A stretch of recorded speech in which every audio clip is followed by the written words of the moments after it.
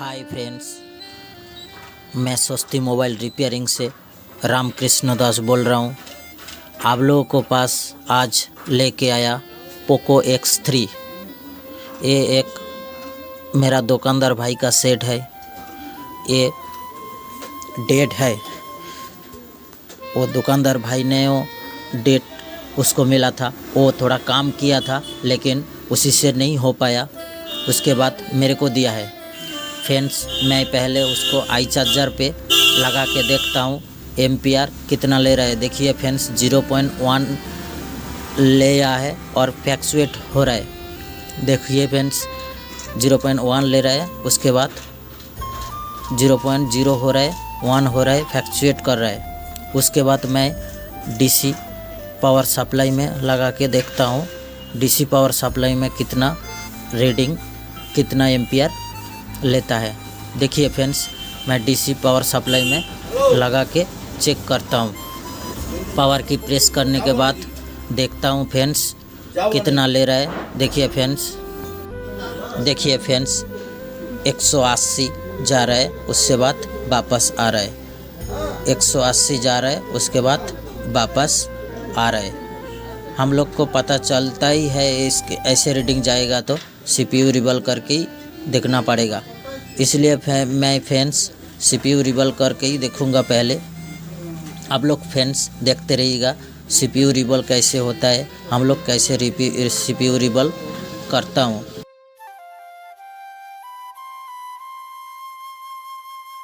CPU rebel कैसे होता है आप लोग फ्रेंड्स देखते रहिएगा और मेरा चैनल सब्सक्राइब, लाइक, कमेंट और शेयर कर देने का। Thanks for watching.